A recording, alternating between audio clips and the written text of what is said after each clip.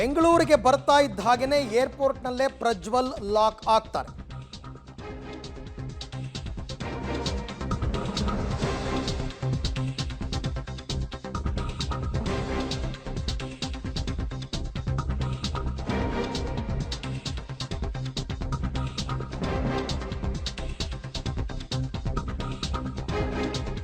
So ಬೆಂಗಳೂರಿಗೆ ಬಂದು ಇಳಿತಾ ಇದ್ದ ಹಾಗೇನೆ ಏರ್ಪೋರ್ಟ್ನಲ್ಲೇ ಪ್ರಜ್ವಲ್ನ ಲಾಕ್ ಮಾಡಲಾಗುತ್ತೆ.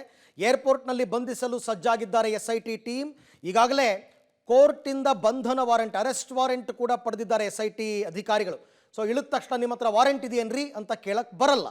ವಿಚಾರಣೆ ಮಾಡಿ ಆ ಬಳಿಕ ಮೆಡಿಕಲ್ ಟೆಸ್ಟನ್ನು ಮಾಡಿಸ್ತಾರೆ ಅಧಿಕಾರಿಗಳು. ಬಳಿಕ ಕೋರ್ಟ್ ಮುಂದೆ ಪ್ರಜ್ವಲ್ ರೇವಣ್ಣ ಅವ್ರನ್ನ ಹಾಜರುಪಡಿಸಿ ಕಸ್ಟಡಿಗೆ ಕೇಳ್ತಾರೆ. ಇದು ನಡಿಬೇಕಾಗಿರ್ತಕ್ಕಂಥ ಫಾರ್ಮ್ಯಾಲಿಟೀಸ್. ಈ ಬಗ್ಗೆ ಕೂಡ ಮತ್ತಷ್ಟು ಮಾಹಿತಿ ನನ್ನ ಕೊಲೀಗ್ ಮುರಳೀಧರ್ ಅವರಿಂದ ಪಡ್ಕೊಳ್ಳೋಣ. ಮುರಳಿ, ಬೆಂಗಳೂರಿಗೆ ಬಂದು ಇಳಿತಾ ಇದ್ದ ಹಾಗೇನೆ ಈ ಎಲ್ಲ ಫಾರ್ಮ್ಯಾಲಿಟೀಸ್ ಕೂಡ ಆರಂಭ ಆಗ್ಬಿಡುತ್ತಾ ಅಂತ? ಖಂಡಿತ ಅರವಿಂದ್, ಯಾಕೆಂದರೆ ಅವರು ಬೆಂಗಳೂರಿಗೆ ಬಂದು ಇಳಿತಾರೆ. ಬಂದು ಇಳಿದ ಬಳಿಕ ಇಮಿಗ್ರೇಷನ್ ಅಧಿಕಾರಿಗಳ ಮೂಲಕ ಇವರು ವಶಕ್ಕೆ ಪಡ್ಕೊಳ್ಳೋಂಥ ಪ್ರಕ್ರಿಯೆಗಳನ್ನು ಮಾಡ್ತಾರೆ. ಯಾಕೆಂದರೆ SIT ಅಧಿಕಾರಿಗಳಿಗೆ ಕಾನೂನಾತ್ಮಕವಾಗಿ ಎಲ್ಲ ರೀತಿಯ ಪವರ್ ಕೂಡ ಇರುವಂಥದ್ದು. ಯಾಕೆಂದರೆ ಅವರ ವಿರುದ್ಧ ಅರೆಸ್ಟ್ ವಾರೆಂಟನ್ನು ಕೋರ್ಟ್ನಿಂದ ಹೊಡೆಸ್ಕೊಂಡಿದ್ದಾರೆ.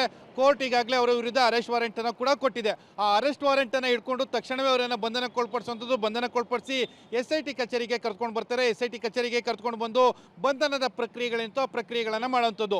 ಬಂಧನದ ಪ್ರಕ್ರಿಯೆ ಮಾಡೋದಕ್ಕಿಂತ ಮುಂಚಿತವಾಗಿ ಜನರಲ್ ಮೆಡಿಕಲ್ ಚೆಕಪ್ ಅಂತ ಏನು ಹೇಳ್ತಾರೆ, ಅಂದರೆ ಯಾವುದೇ ಒಬ್ಬ ವ್ಯಕ್ತಿಯನ್ನು ಬಂಧನಕ್ಕೊಳಪಡಿಸೋದಕ್ಕಿಂತ ಮುಂಚೆ ಅವರನ್ನು ಜನರಲ್ ಆಗಿ ಒಂದು ವೈದ್ಯಕೀಯ ಪರೀಕ್ಷೆಗಳನ್ನು ಮಾಡಿಸ್ಬೇಕು. ಆ ರೀತಿಯ ವೈದ್ಯಕೀಯ ಪರೀಕ್ಷೆಗಳೇನಿತ್ತೋ ವೈದ್ಯಕೀಯ ಪರೀಕ್ಷೆಗಳನ್ನು ಮುಕ್ತಾಯ ಮಾಡಿ ಅದಾದ ಬಳಿಕ ಏನು ತಮ್ಮ ಬಂಧನದ ಪ್ರಕ್ರಿಯೆ ಏನಿತ್ತು ಬಂಧನದ ಪ್ರಕ್ರಿಯೆಯನ್ನು ಚಾಲೂ ಮಾಡ್ತಾರೆ. ಬಂಧನ ಆದ ಬಳಿಕ ಅವರನ್ನು ನ್ಯಾಯಾಧೀಶರ ಮುಂದೆ ಹಾಜರುಪಡಿಸುವಂಥದ್ದು. ಯಾಕೆಂದರೆ ಇವತ್ತು ಬೆಳಗ್ಗೆ 10 ಗಂಟೆಗೆ ಅರೆಸ್ಟ್ ಆದರೆ ನಾಳೆ ಬೆಳಗ್ಗೆ 10 ಗಂಟೆ ತನಕ ಕೂಡ ನ್ಯಾಯಾಧೀಶರ ಮುಂದೆ ಹಾಜರುಪಡಿಸಲಿಕ್ಕೆ ಅಂದರೆ 24 ಗಂಟೆಗಳ ಕಾಲಾವಕಾಶ ತನಿಖಾಧಿಕಾರಿಗೆ ಇರುತ್ತೆ. ಆ ಹಿನ್ನೆಲೆಯಲ್ಲಿ ಅವರನ್ನು ಎಷ್ಟು ಗಂಟೆಗೆ ಬಂಧನಕ್ಕೊಳಪಡಿಸ್ತಾರೆ, ಅದಾದ ಬಳಿಕ ನ್ಯಾಯಾಧೀಶರ ಮುಂದೆ ಹಾಜರುಪಡಿಸುವಂಥದ್ದು, ಪೊಲೀಸ್ ಕಸ್ಟಡಿಗೆ ಪಡೆದುಕೊಳ್ಳುವಂಥದ್ದು.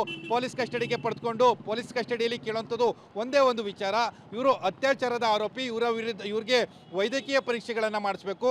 ಜೊತೆಗೆ ಇನ್ನೊಂದು ಅವರು ಮಾಡಿರೋಂಥ ಅಂದರೆ ಸಂತ್ರಸ್ತೆಯರು ಹೇಳಿರುವಂಥ ಕೆಲವೊಂದು ಜಾಗಗಳೇನಿದ್ದಾವೆ, ಅಂದರೆ ಅತ್ಯಾಚಾರ ಆದಂಥ ಜಾಗಗಳು, ಅಲ್ಲಿಗೆ ಕರೆದುಕೊಂಡು ಹೋಗಿ ಮಾಜರ್ ಮಾಡಬೇಕು. ಆ ಹಿನ್ನೆಲೆಯಲ್ಲಿ ಪೊಲೀಸ್ ಕಸ್ಟಡಿಗೆ ಕೊಡಿ ಅಂತೇಳಿ ಒಂದು ಮನವಿಯನ್ನು ಮಾಡ್ಕೊಳ್ತಾರೆ.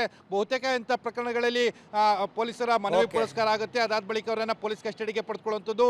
ಜೊತೆಗೆ ಅವರು ಅತ್ಯಾಚಾರದ ಆರೋಪಿಯಾಗಿರೋ ಹಿನ್ನೆಲೆಯಲ್ಲಿ ವೈದ್ಯಕೀಯ ಪರೀಕ್ಷೆಗಳು ಮತ್ತು ಸ್ಥಳ ಮಾಜರು ಪ್ರಕ್ರಿಯೆಗಳು ಕೂಡ ಪ್ರಾರಂಭ ಆಗುವಂಥದ್ದು. ಅರವಿಂದ್, ಓಕೆ, ಥ್ಯಾಂಕ್ ಯು ತಮ್ಮೆಲ್ಲ ಮಾಹಿತಿಗೆ ಮುರಳಿ. ಒಟ್ಟಾರೆ ಇವಾಗ ಪ್ರಜ್ವಲ್ ರೇವಣ್ಣ ಆಗಮನವನ್ನೇ SIT ಅಧಿಕಾರಿಗಳು ಕಾಯ್ತಾ ಇದ್ದಾರೆ.